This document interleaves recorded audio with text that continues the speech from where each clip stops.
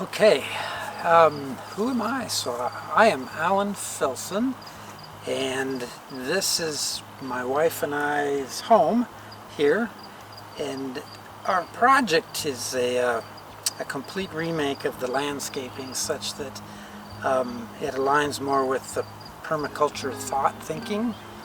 And what we'd like to do is document this over time and show the befores and after.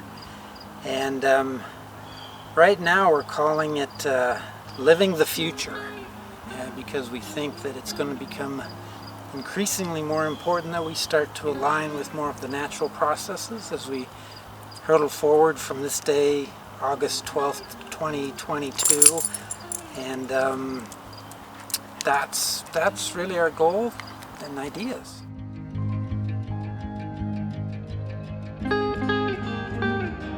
What I understand it to be is leveraging your native environment, what you get from nature via moisture, what plants do well within the confines of that moisture allotment that you would just normally get from nature, what you can use to enhance the quality of the habitat for both the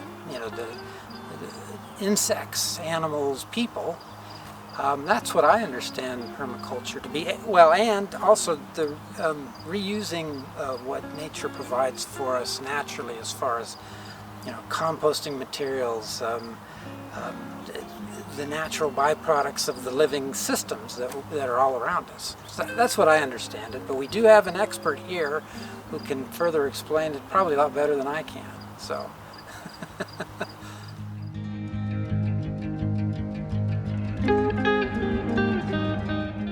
We are lucky to be working with Mary Kay. She's with the Living Systems Institute, a bona fide permaculturist. So she's providing the much needed knowledge, skill sets that both my wife Beth and I are using in our yard going forward. So.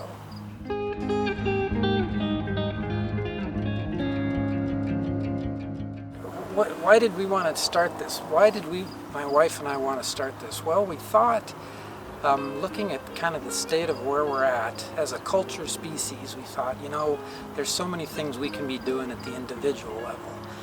One of them is just a rethink of the landscaping that we use in our homes, right? This is a typical suburban cul-de-sac, and if we can do what we can from our little suburban cul-de-sac, it's, I guess it's not little, it's about 10,000 square feet, but that's going to help the environment, help the future. Again, living the future, kind of the concept, to be more, to be better than we left it, right? That's kind of what.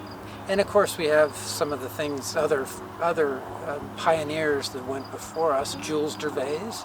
Definitely want to mention the urban homesteading movement, because I just so enjoy watching and understanding what that's all about. And then of course Ron Finley. Watched a wonderful TED Talk with him years ago. And I watch it over and over because he's a gentleman in South Central Los Angeles who's using the tree lawn spaces to grow food in a neighborhood that is essentially a food desert. So those are a couple of our inspirations. And of course the Little Big Farm, which I think is, that movie's been out and a lot of people have seen that. Really, really neat. So.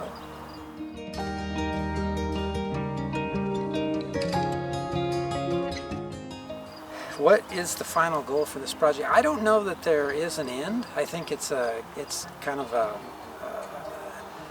an always working on kind of project. To try to put a final goal on it would be obviously to remake our lifestyle to be less impactful, such that our native environments, or our environments that we live in and day out, are more aligned with the natural processes, with nature. That would be our final goal, and I don't think it ever ends. I think you constantly try to evolve and get better and better. So.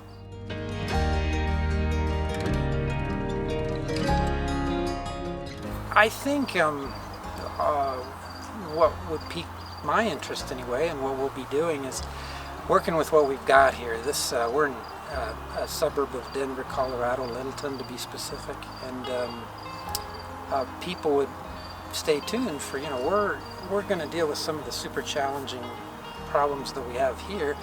The soil's horrible, gardening soil, so we're going to be working on that, and there's a lot to work on. And if you're a gardener, you'll want to stay tuned to see how our permaculturist guiding light Mary Kay helps get our soil in better shape, so we can use less water and produce more of the food for the creatures that we like to.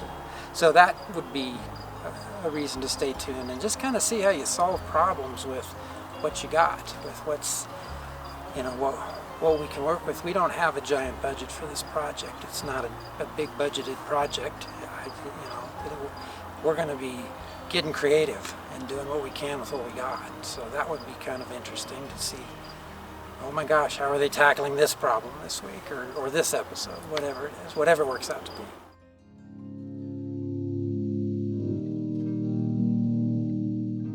My name is Beth Anderson Filson, and I am Alan Filson's wife, and I'm working with him on this project. A couple things about me is I am from South Dakota. I grew up gardening, and like Alan, I'm an environmentalist. It's really important to me that we take time to replenish our soil, our environment, and that's mission critical to me.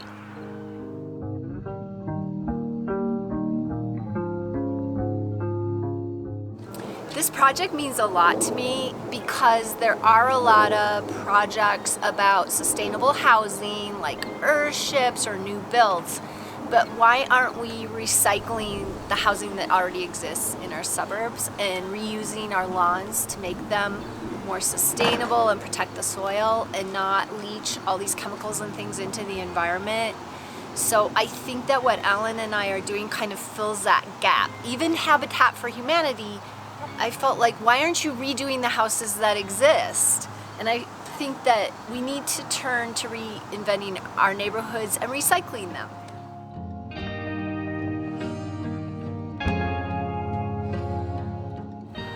I have some ideas about how the project should develop. It should be collaborative and hear our voices. And also, we had an idea which I love, which is to have a little competition in it. Like, right now we're looking at double digging as opposed to using a chip drop and cardboard and kind of see which one pays off better. And I think that's going to be a lot of fun to kind of get some comparison involved and make it almost like a science experiment.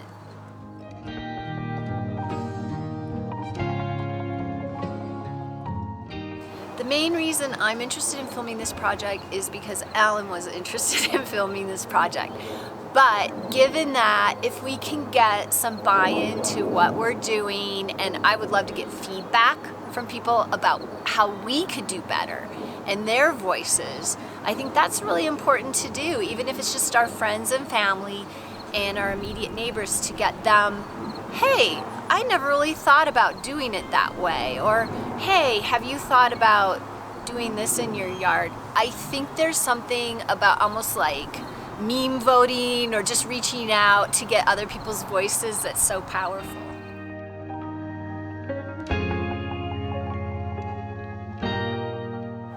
I think that the duration of the project is indefinite. I could see Ellen and I being, gray-haired or more gray hair and just working on it till the very end. And maybe we'll be in a different place when we wrap it up, but I don't really see an end to the project, and just reaching out periodically. I think regular is better, but I don't want to put too much pressure. But I've found with other efforts like this that if you shoot for monthly, sometimes you don't achieve it, but it keeps it on a schedule.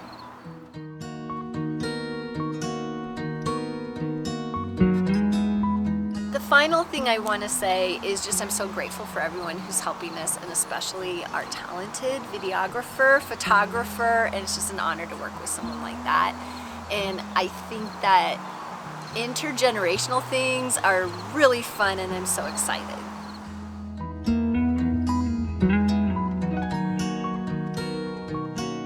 I really want to focus on this project, and you will find us probably on Instagram and YouTube predominantly. I don't know if we're going to throw up a website or a progressive web app or anything like that, but that's where I think you'll find us the most.